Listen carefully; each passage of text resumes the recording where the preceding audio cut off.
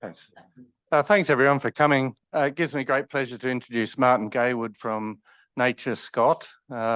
Known Martin since the early 90s when he came out to Canberra to do a postdoc with Chris Margules on predicting tree distributions as part of Chris's work on designing or situating nature conservation areas. And over the years I've visited Martin a number of times and been visited by him, and I remember first going to see him when he'd just got his job, I think in Scottish National Heritage in 1994, and they had all these wild ideas about reintroducing important and serious ecosystem builders to Scotland. And I've been privileged to watch how these what seem like slightly crazy plans come to fruition. And it's really nice to, well, Martin's currently touring the world on a Churchill Fellowship, and he's going to talk to us about the various translocations that have been done as part of NatureScot, what's now called NatureScot. And so I'd like you to welcome Martin, please.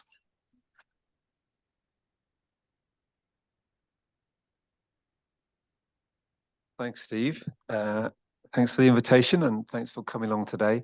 So I'm going to give a wee presentation, and it's really, I suppose, it's a bit of an overview, and there's quite a lot of stuff in there about, I guess, some of the sociological side, the people side, the politics, the history, the sagas, I suppose. And I actually gave a similar talk earlier in the week. And I said, is that okay, Steve, can I do that? And he said, well, can we have a little bit more science? So I managed to find a few little slides in there of science, and I cannibalized some other one other talk I had with me. So I'm going to try and squeeze in a few bits of beaver science in there, that with some bits and pieces we've been doing over the years. Okay, so what I'll do is I'll do a little bit of background first of all, give you a bit of context on the situation in Scotland. What they are, when I think most of you will probably know what they are, but I'll just quickly summarize that and the approach that we're taking in Scotland, a few case studies, and then a forward look. So I guess the first bit is, well, first of all, Scotland itself, for those of you who don't know it, there it is. The dark colours are towards the north and west are the more highland areas. Mountains up to about 1,500 meters or so, maybe not very high, but that's subarctic conditions at the top in winter time. Obviously, more poor in terms of production terms. There's a bit of sheep farming, and there's grouse moors and so on. Towards the south and east sides of the country, the green, little pale greens and oranges, you've got the more lowland areas, the agriculture, the sort of more cattle farms, arable, and so on. And we've only got a population of about 5.4 million people. Nearly everybody lives there.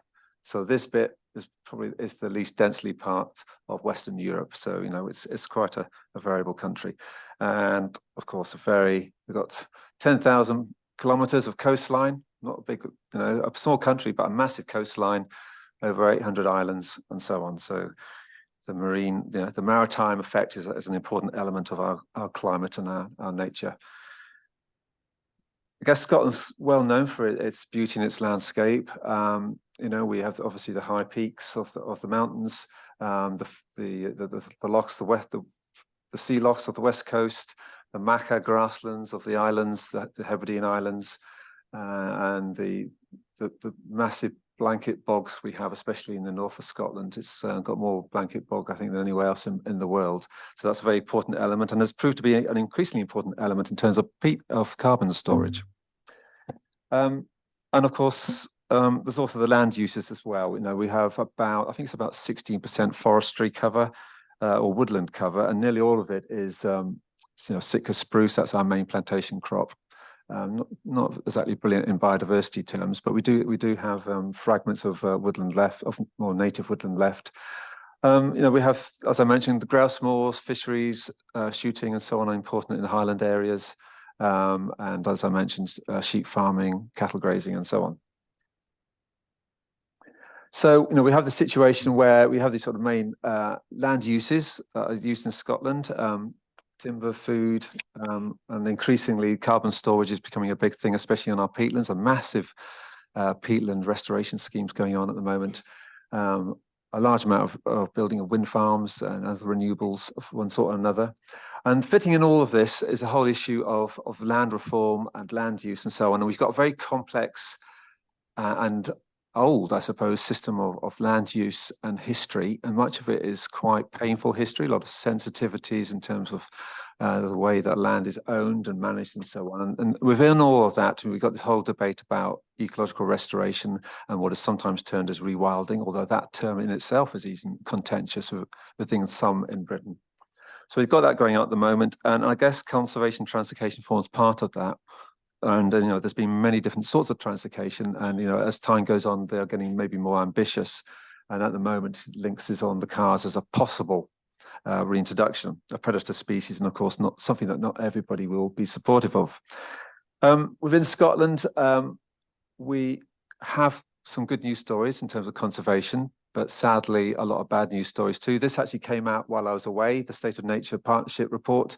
This is a bit specifically for Scotland, and I'm afraid lots of pretty sobering statistics, not least, for example, 1 in 9 Scottish species are threatened of extinction, other sad stats like that. And, many challenges remain, not just in Scotland, but the rest of the British Isles as well.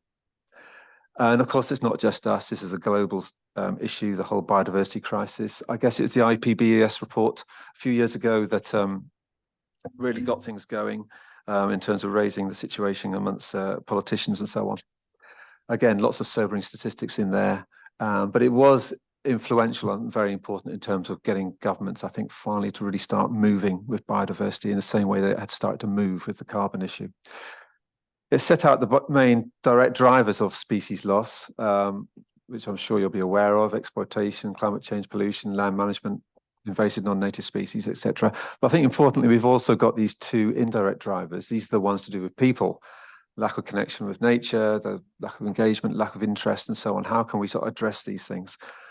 And despite the fairly pretty gloomy report that came out of the IPBES, they did try to finish on a high, and they said things can be done. It's not too late, but we really do need to be absolutely transformative. Scotland's, well, obviously that informed the Biodiversity Convention and the latest versions of that, and Scotland's response to that has also come out actually while I've been away. This is the consultation document for the latest Scottish biodiversity strategy with targets for 2030. There's lots in it of all sorts of bits and pieces, and I won't go through it in detail. But just one thing to note is, within the biodiversity strategy, it does specifically make reference to conservation translocation, including reintroductions and things as a tool that can be used to address the crisis. So what's going on in Scotland, and what are they? As I mentioned, I'm sure you know what conservation translocations are in this audience, but very briefly, the deliberate movement and release of living organisms for conservation purposes. We translocate for all sorts of different purposes, but it's where the conservation is the primary goal, is the conservation benefit. And the 2 main reasons for us doing this are, one, to improve the conservation status of a particular species, and the other is where you're trying to you're translocating to put a species back that can restore certain processes, ecological processes and functions. And increasingly that latter one is becoming more significant in things like rewilding and so on. And we have the IUCN guidelines to guide us through that, and I'll come back to that in a second. But in addition, I think it's a key thing. It's an important thing to note that translocations, maybe more than any other conservation activity, are very visible, concrete, immediate things that you can do and put on camera and invite people to watch and see and so on. So it's quite good in inspiring people and helping people to engage with nature. So translocation can benefit people not just in terms of restoring certain ecological processes and functions. by restoring certain keystone species and such like. They can also help engage people with nature. And as I mentioned before, that's a key issue these days. You know, that was mentioned by the IPBES as a main driver for loss. So what are they? Well, I won't really go into detail again here of the different sorts, but you know, you have this movement of species inside their natural range, such as reintroductions and reinforcements, which you're probably well aware of. But more controversially and of more interest these days is the whole idea of moving species outside their natural range, basically introducing them into places that have never been recorded before, which clearly will be seen as a more risky exercise, and indeed one that many will see as a more sensitive and something that might not even happen. But it's of growing interest, especially things like you know, assisted colonization. And indeed, I'm interested in that myself, and the extent to which we might need to start applying that more in Britain. So that's one of the reasons I'm on this tour, and I've been picking up stories about assisted colonization, and there are a few examples in Australia. These are the sorts of species we've been translocating. It's just a sample.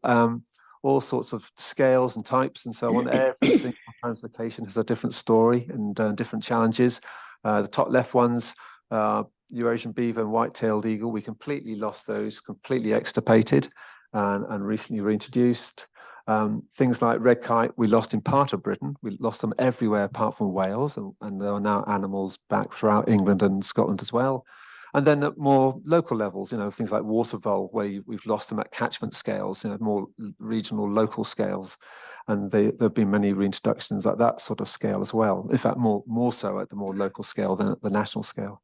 We do have one example of an assisted colonization, that obscure wee little lichen there, which is what's it called? The crinkled snow lichen. Been trialing moving those between mountaintops. So that's our first little tentative steps at testing out assisted colonization. And then we've been donating, Scotland's been a donor of animals not plants but so far, but animals to other countries like palm martens to England and Wales, and ospreys to Spain and England. And then I've also put down here Highland coos because, okay, I'm cheating a wee bit, but you know, we've lost aurochs, which was our wild cattle, used to be everywhere across Northern Europe and so on. Obviously had an important role, but we do now use increasingly breeds like these old breeds like Highland coos as our habitat managers. They're an important part of our workforce these days. And basically by doing that, you're sort of trying to restore the sort of functions that aurochs used to have, or at least we think they used to have.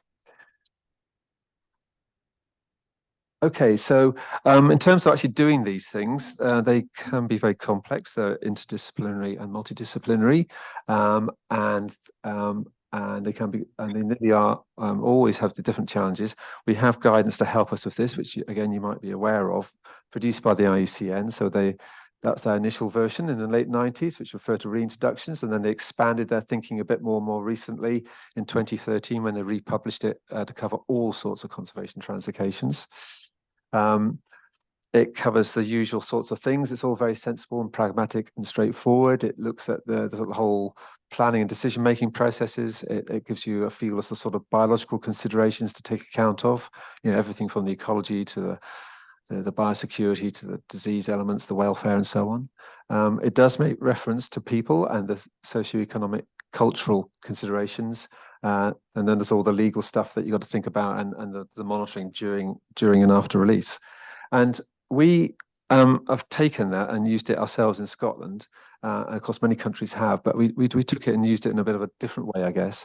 We set up this forum a few years ago because we found the eagle, the white-tailed eagle and the beaver story in particular, early on, some of those early releases were done badly, either because they were sort of earlier on, there just wasn't enough social engagement, for example, with the white-tailed eagle situation, and there was conflict developing that way. And with the beaver story, there were actually unauthorized releases going on in parts of Scotland, which again created a lack of mistrust.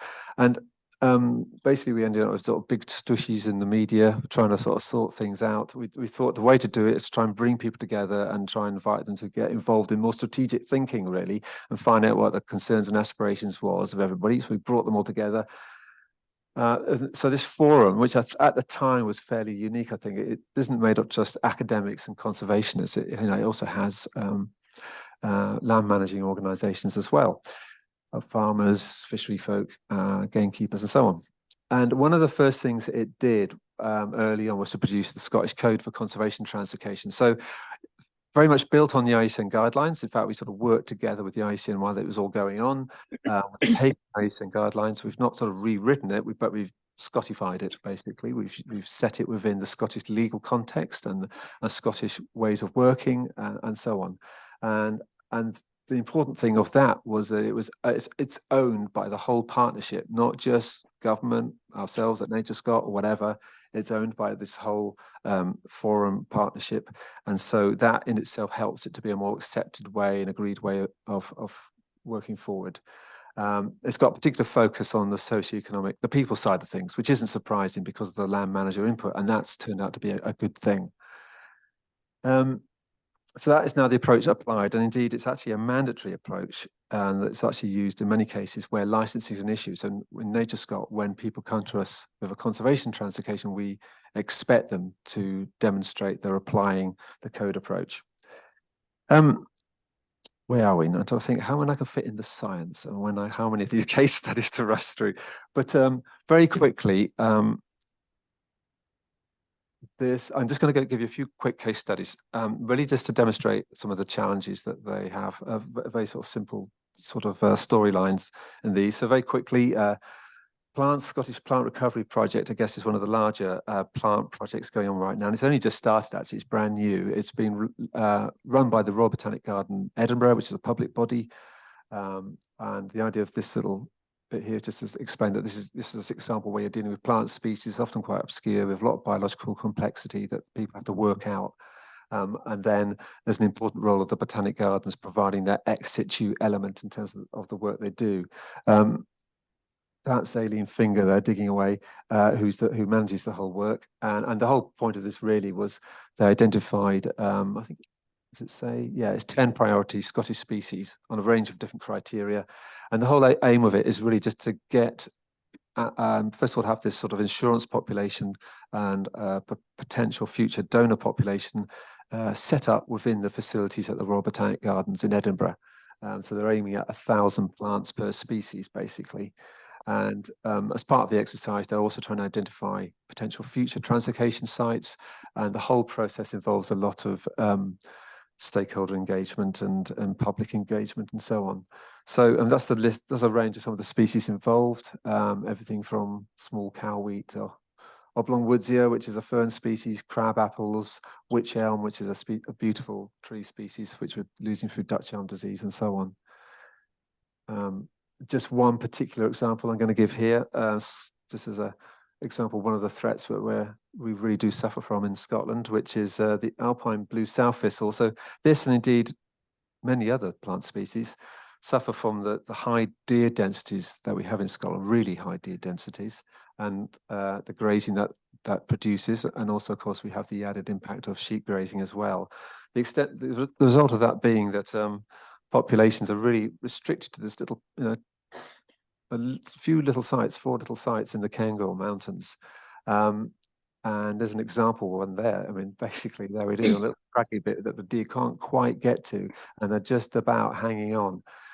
So it's desperate stuff, really, to be honest. And inevitably, of course, what we do have left is pretty inbred. And so there's been a lot of genetics work going on.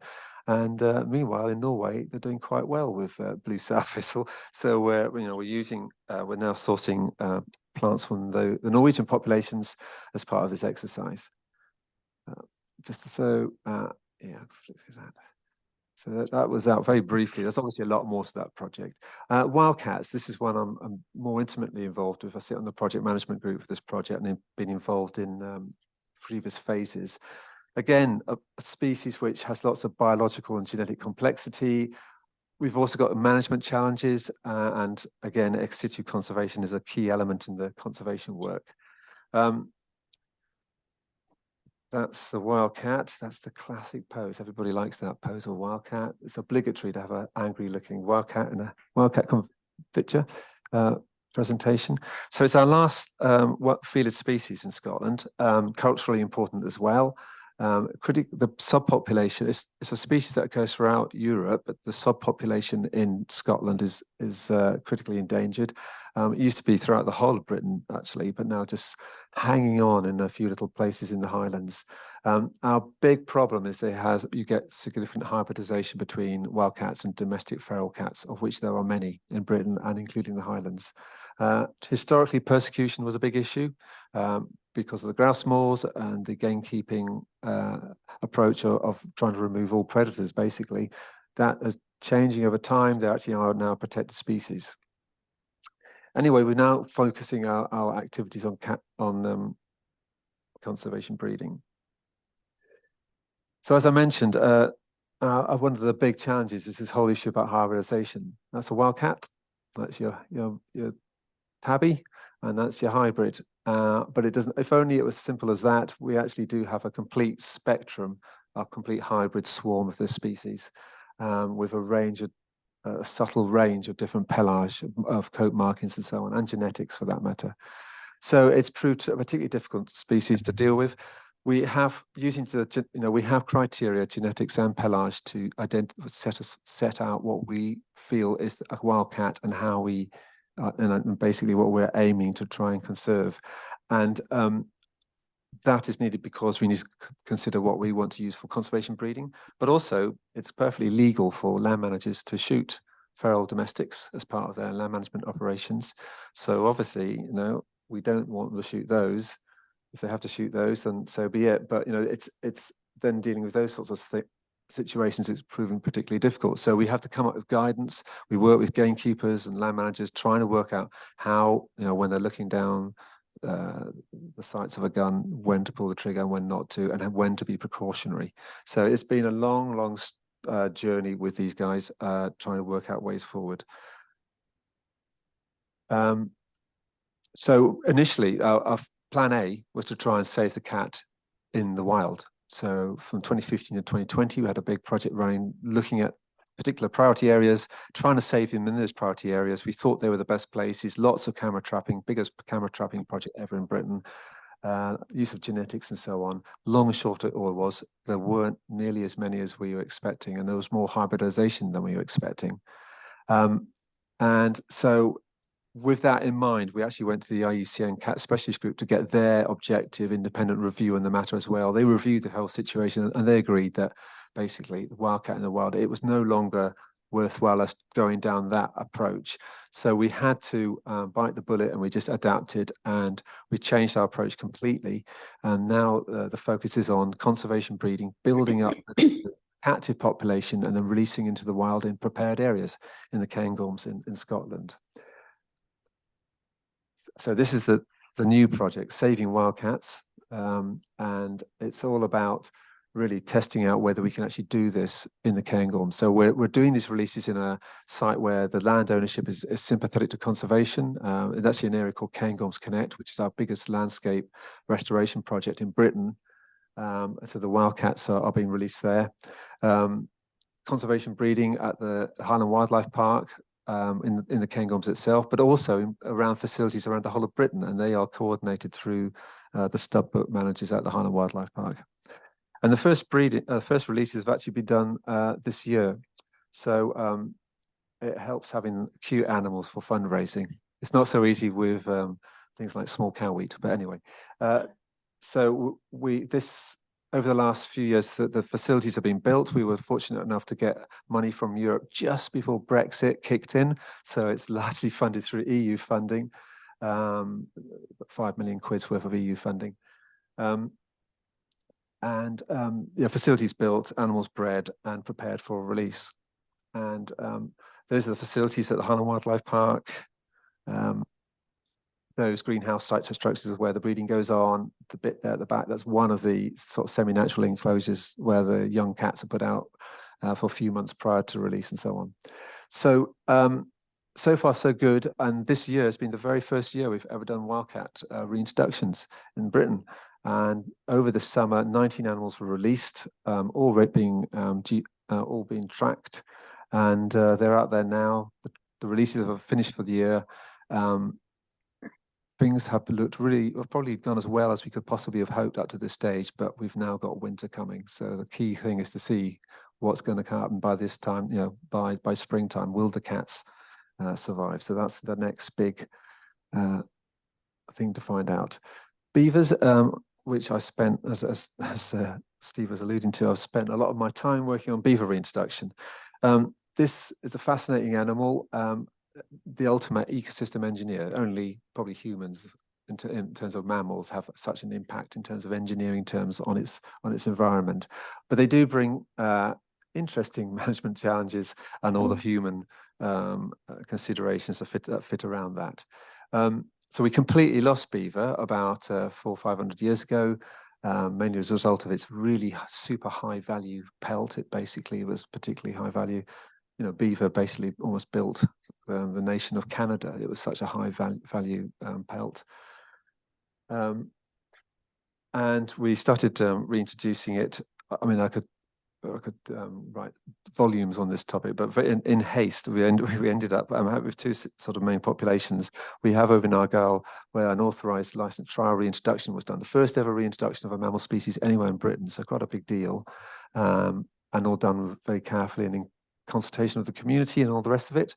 Meanwhile, on the east side, at southeast Tayside, we ended up with unauthorised releases, illegal releases, and they expanded through this interlinked catchment. And in some places they're living in fine, and some places they're causing issues. So the engineering activities that beavers have, the dams they built, the effect they have on the structure of riparian woodlands, the impacts on physical processes, hydrology and so on. You know, the long and short of it all is it has quite a range of biodiversity, hydrological, geophysical benefits. However, at the same time, those engineering activities can be problematic. Burrowing into flood embankments, damming drainage systems, and so on. So very, very quickly, just this is where I try to squeeze in some science. And so we obviously we're constantly reviewing and trying to pull things together. There was a big meta-analysis done of beaver benefits in relation to physical processes that was run by University of Aberdeen. And you know, there was a lot that came out of it. I mean, this is quite a diagram just to sort of demonstrate, just in terms of the geomorphological side of things, the effects that beaver dams can have. You know, you build your beaver dams, and you know, you have a range of different impacts by doing that. Obviously, you're increasing your wetland creation, and you're producing more areas of sediment. You're increasing connectivity with the surrounding floodplain, laterally and longitudinally.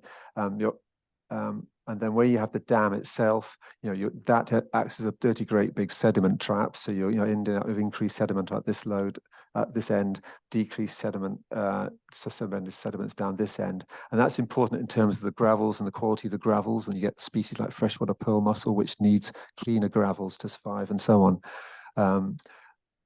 So there's all sorts of impacts they can have in geomorphological terms. So this was all part of a meta-analysis done by University of Aberdeen, and you know, based on the amount of evidence, the amount of confidence related to each of these observations I just referred to, that's how the color relates, black, white, gray.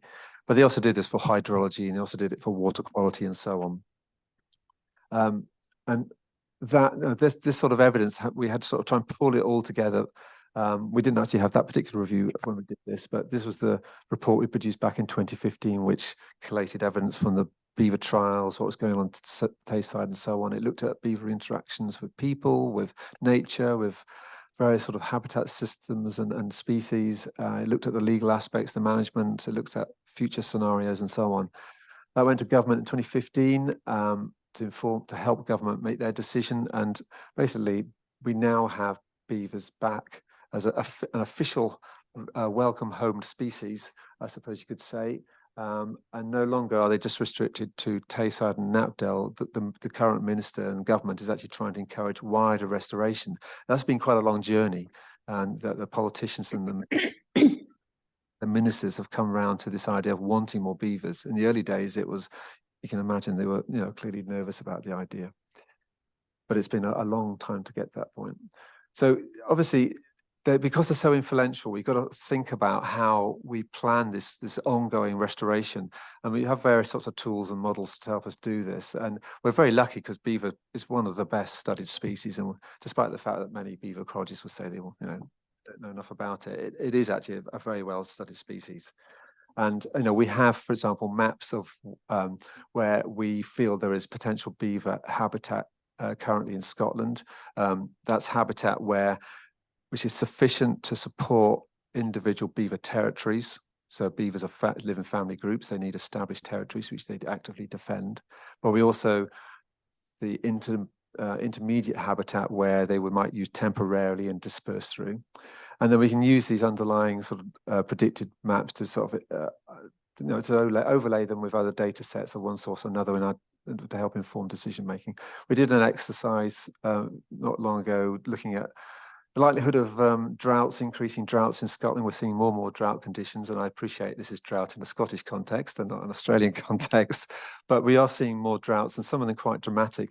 This year, even on the west coast, we're getting some significant rivers of nature importance sort of basically drying out. It's been quite dramatic, but more likely to be on the northeast and central Highlands and so on. Sorry, the southern Highlands.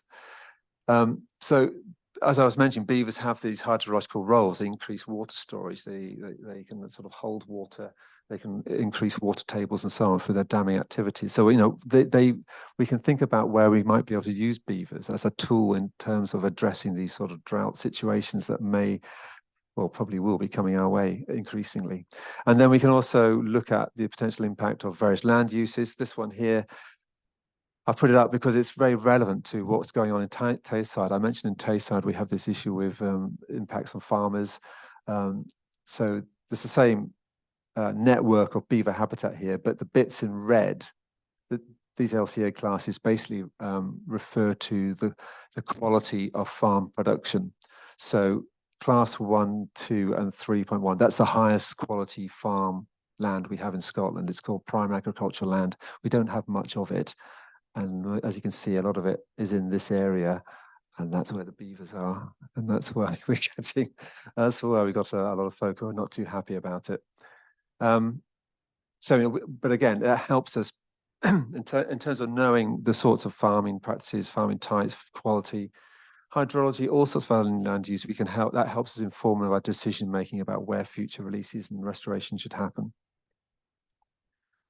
We also now have got as far, sorry about the resolution of this one, but we have now got as far as actually trying to predict where beavers are most likely to dam as well, because dams can be good and they can be bad, depending on where they are, but also on people's own perceptions of what the good things they might bring and the bad things they might bring. But we do now have mapping models which will help us actually predict where the probability of beavers damming in our freshwater network. So this just happens to be the Tayside catchment.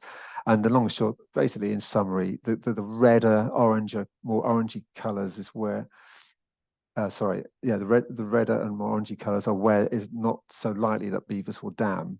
And then you get sort of the blues and greens where you're sort of getting more likelihood of beaver damming. So again, this area in southeast Tayside where the farming is, there is quite a high likelihood of damming in some of these areas.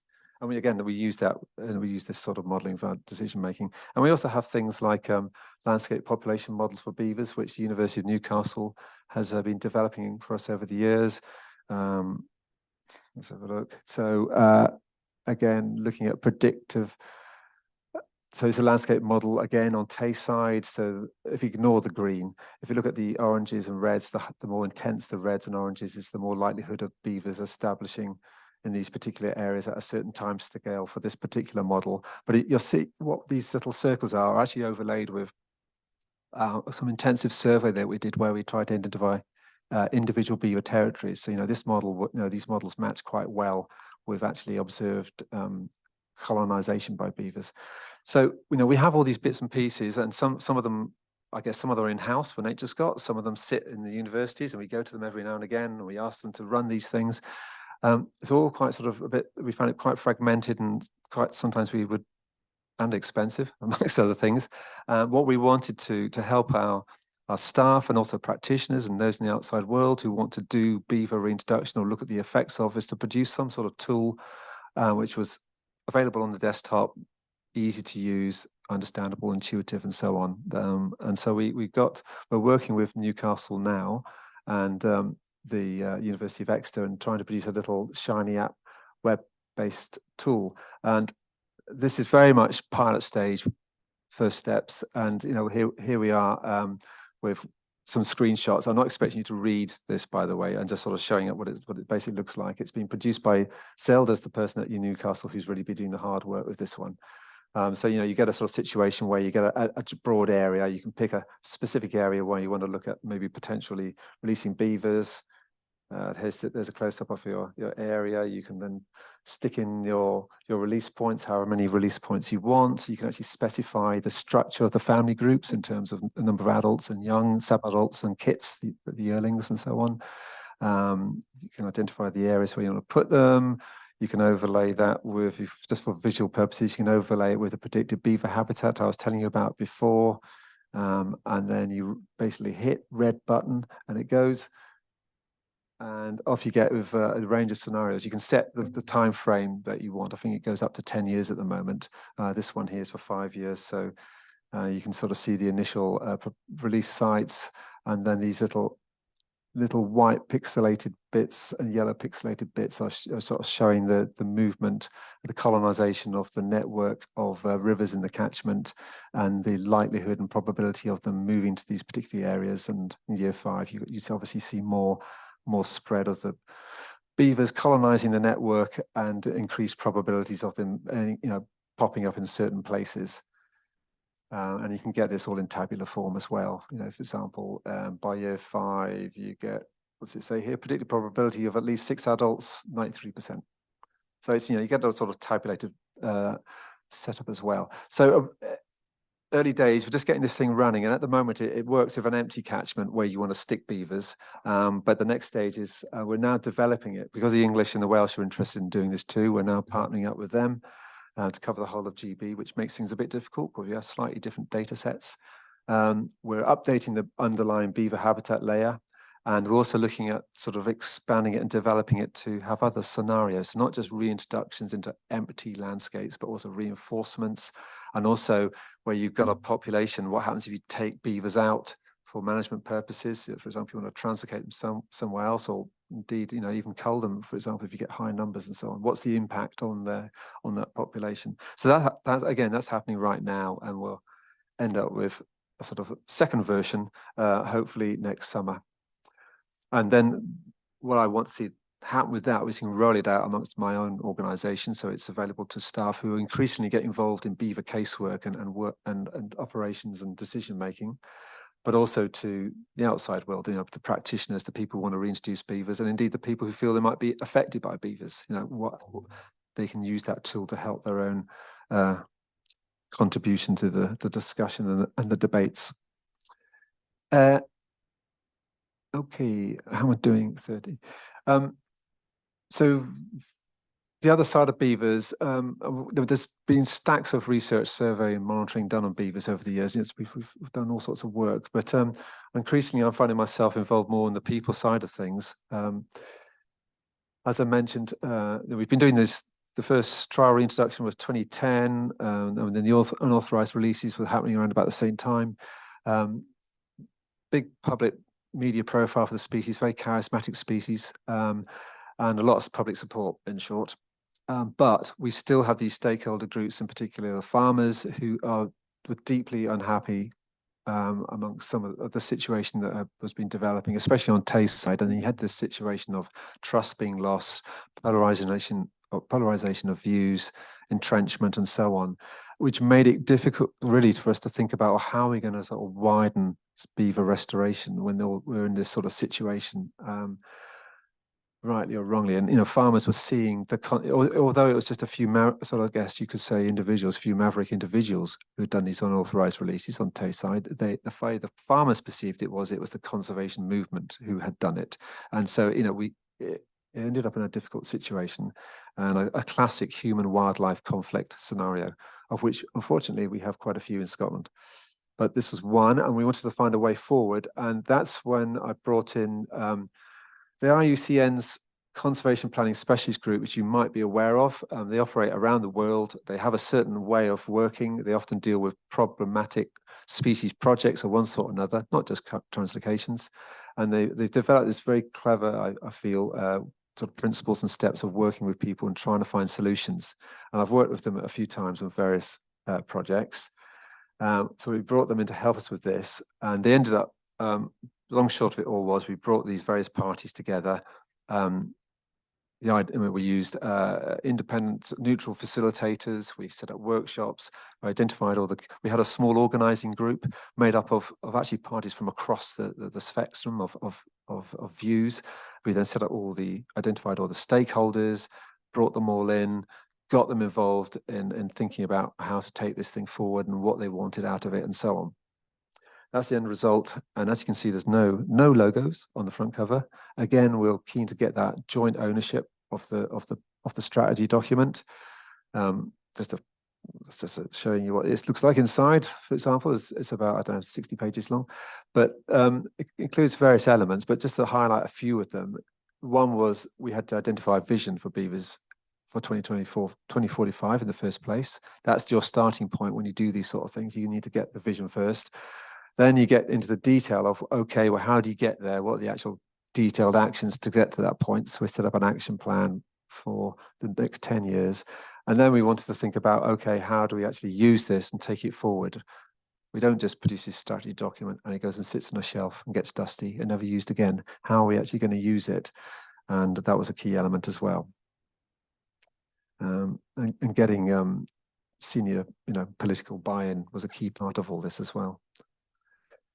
So very briefly, I've put out the vision statement here and I'll read it out.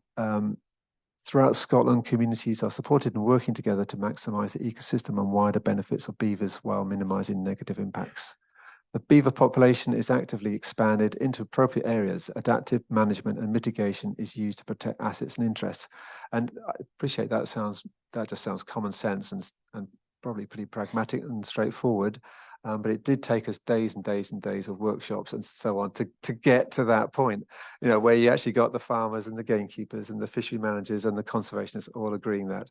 And let's just say, the end of day one, I almost thought the whole thing was going to fall through. But it's fascinating, as I mentioned before, seeing how the CPSG sort of work their way through these very problematic situations and find ways forward. But so we got there, and that's your starting point. And then that simple little couple of paras that leads on to developing the rest of the strategy and the action plan, and it's now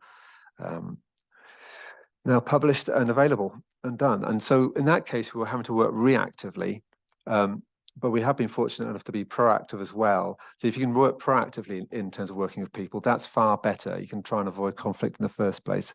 I'm going to rush through this. So this is a really sort of, I'd say, the fantastic example of partnership working, the Scarf of Scotland Golden Eagle project.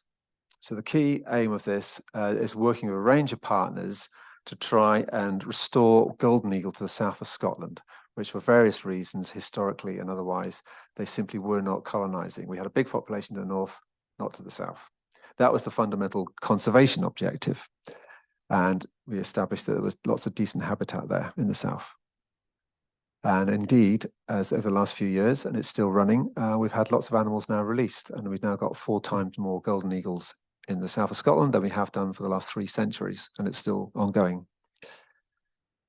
So that's the eagle stuff. That's all going very well. But the people stuff has been fundamental with this, and community engagement has been one element. So they have 2 full-time staff to work just on the engagement side of things. They have all sorts of things like festivals. They have exchange systems between the schools where they donate the eagles and receive the eagles. They have, scout champion badges, as you can see there, to try and engage local communities. And so, the local people become, again, it's all about ownership. They get the ownership of the project, and the eagles, they have this pride in the eagles that have been restored. So again, that's a core element of the project. And then the sort of key stakeholders as well, the gamekeepers, the land managers, people work on the land, the farmers, and so on. And again, it's been an absolutely fundamental element of the project.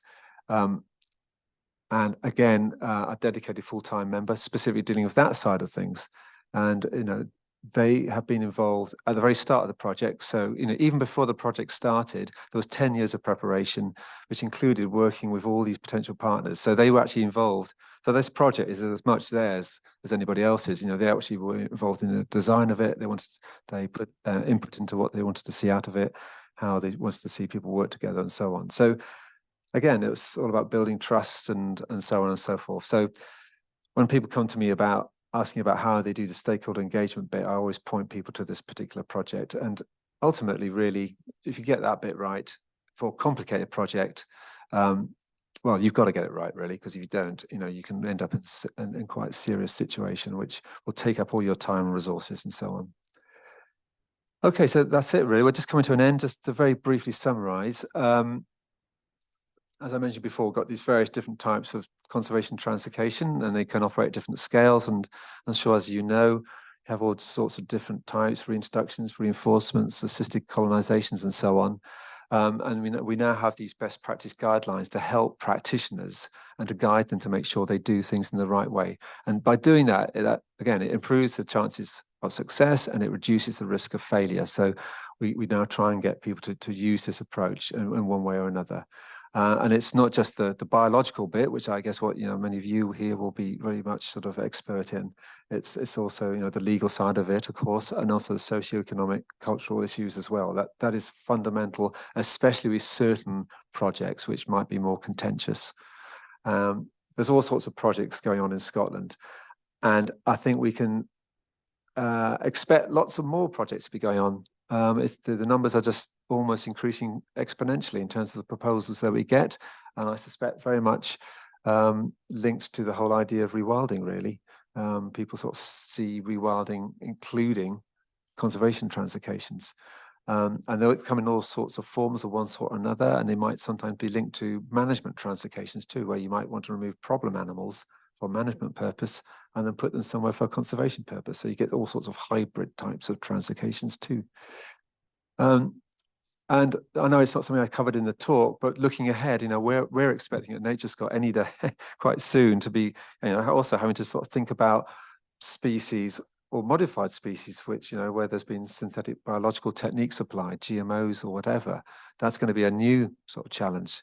And not just in terms of the effects they might have on the environment, but also how people accept them, all the whole ethical side of it. And indeed, in America right now, there's a license application going in for an American chestnut GMO. It will be the first ever GMO for conservation purposes.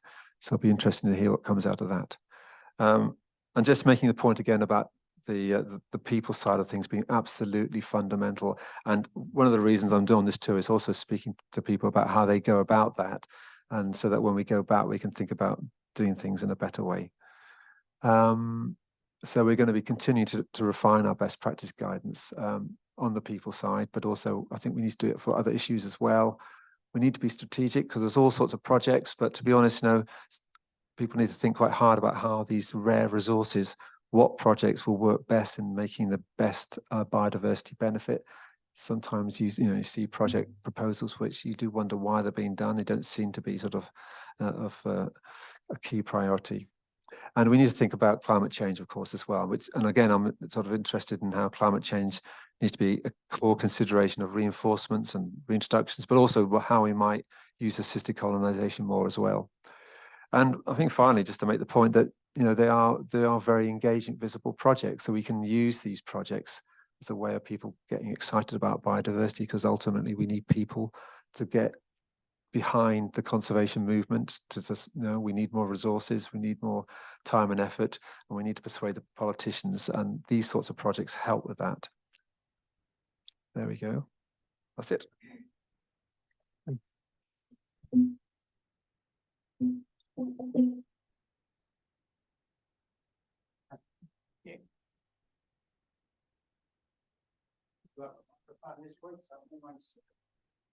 Yeah. Thank you very much for that talk. I've got heaps of questions, but I'll just ask one. With all of your projects where you're moving animals from one area to another or from captive breeding population back into the wild or from the wild into a captive breeding population, do you start with a genetic analysis of those animals? And how important do you think that is to success for those projects? Well, I think the first thing to say is that when you say me or we, that there's all sorts of people who are doing it, and on all sorts of different teams and partnerships and so on. And sometimes we get these projects which are very well resourced with wide partnerships and expertise. They come from, I don't know, maybe the big NGOs that involve ourselves, involve universities and so on. And very often they're very well planned, and the genetic component element of the projects is a key factor. Sometimes we get them from very small NGOs, or maybe sometimes in a few individuals, groups, and so on. Without that access to expertise and know-how and so on. So when we look at those ones, I mean, and not always the genetic information is not always a core element of that work, and they tend to be more localized and regional and small scale. So I guess one time when we look at them, we have a sort of balancing act of thinking, okay, these folk are enthusiastic, engaged, we want to involve them. What they're proposing here looks reasonable. And then we have to stand back and say, okay, it's not absolutely gold plated, but can we still support it? In fact, my starting point with them is actually, can we actually see any, first of all, is there any harm here? Is there any potential harm? And if there is, can you mitigate it to a certain extent? And if it's sort of a biodiversity project, what sort of value can it have? And so the answer to your question is that the big projects, yes, the genetic element is pretty crucial. But some of the smaller ones don't always have a core genetic element, but they might, I suppose, what we might try and do is get them to try and think about the provenance of the animals, and more about, I guess you're sort of thinking about it, a proxy version of the genetics by thinking about where the founders are coming from and where the quality of the donor population and so on and so forth. So there might not be genetic studies done on these smaller ones, but we might still give it a go ahead. There's a lot of them. There's a lot of projects, and I think that's the key thing. Thanks a lot for the talk. I've got a question, because you have so many different species, and you mentioned that it's really important that the human side is kind of very important for the success. And my question is, looking at all the species, the eagle was a great success and the beaver less. And is that mainly simply an outcome because how much human conflict there is, human wildlife conflict there is in all the translocation successes? Is something, if some community is against it, you have basically no chance? Or is there any good way to come around these barriers? Yeah, I think one of the reasons we've trying to focus on this issue of the people engagement side of things is because well, there's several reasons, but one of the reasons is if you can get in early. So one of the sort of key golden rules of the Scottish Code, for example, is early engagement. As soon as possible, as soon as you even think of the idea, get in there and start talking to the potential stakeholders and build that relationship and trust, and have a two-way exchange of what you want to try and get at, and hear from them what their concerns might be, indeed what their aspirations might be as well. They might actually have some benefits out of it that they want to get to, and that whole process helps to build it. And that actually has several benefits. One is by reducing the conflict. Frankly, it just makes the job easier. So, otherwise, if you go into the project and suddenly it all kicks off, you spend half your time trying to deal with that conflict. Literally, that's the whole dealing with people side of it. It can take up an enormous amount of time and effort, and it can drag the project out. But also, by having people involved in the project, often you can get access to the resources, citizen science and local engagement and community involvement. And also, inevitably, one day the conservationists go home and you're left these species in the wild. You want your local champions there to keep an eye on them, and and so on and so forth. Now, I'm not sure whether I've quite asked your question. Your question was more specifically basically how is the ranking of success kind of direct outcome of how much wildlife yeah. So I mean, the beaver story, we have had a lot of conflict. but we've also got a lot of beavers. And so I'm not suggesting that if you have a lot of conflict, you won't get your ultimate conservation objective, but we would have got there earlier and quicker. And the other key thing is we would have not had the situation where the mistrust that resulted from those unauthorized releases impacted on all these other translocations and other conservation interventions.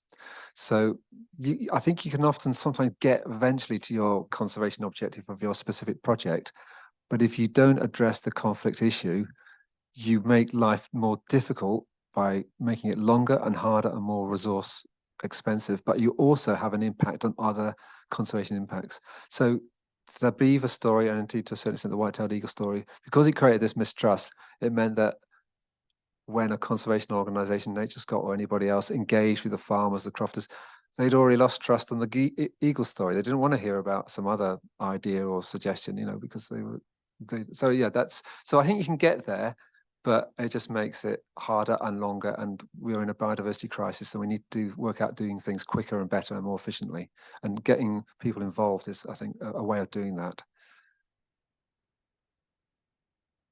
G'day. Hi. Great talk. I'm interested in your thoughts on where assisted colonisation is going to go in Scotland.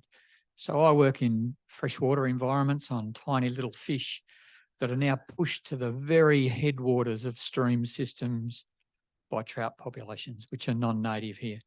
And so we've sort of run out of areas where we can do translocations within their natural distribution. And so we're starting to think about doing translocations outside their natural range.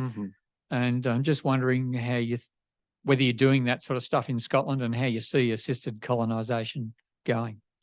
Well, we haven't done much actually. So that there was a picture I showed of that small lichen, and that really to date is our only sort of proper first attempt at trying to translocate an assisted translocation. And it was a very specific situation. Some mountain tops where this little lichen lives, and it was running out of space, so they'd been moved to the north and so on. So that's all we've done so far.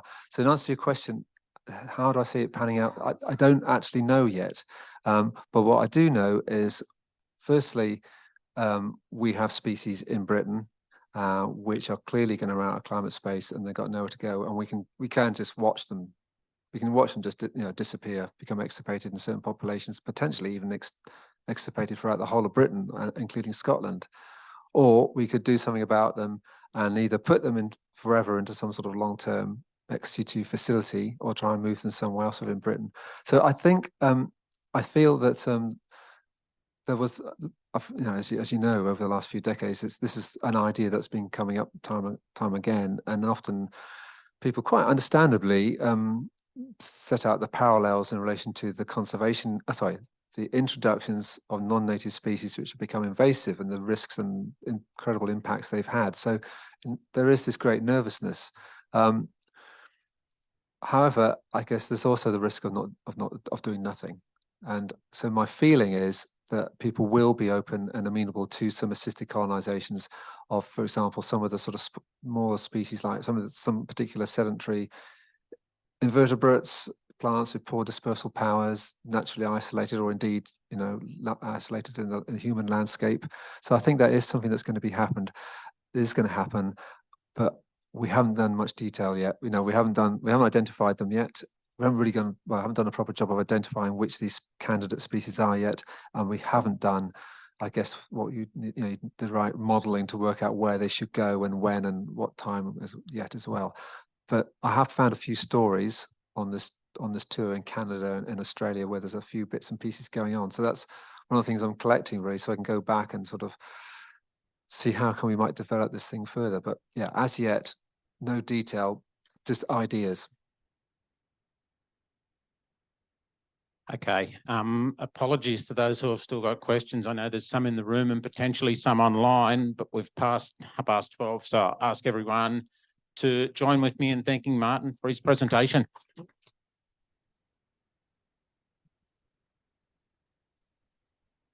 I'm taking Martin to lunch, so if anyone wants to come and chat with him for the next hour or so, come talk to me. Thanks.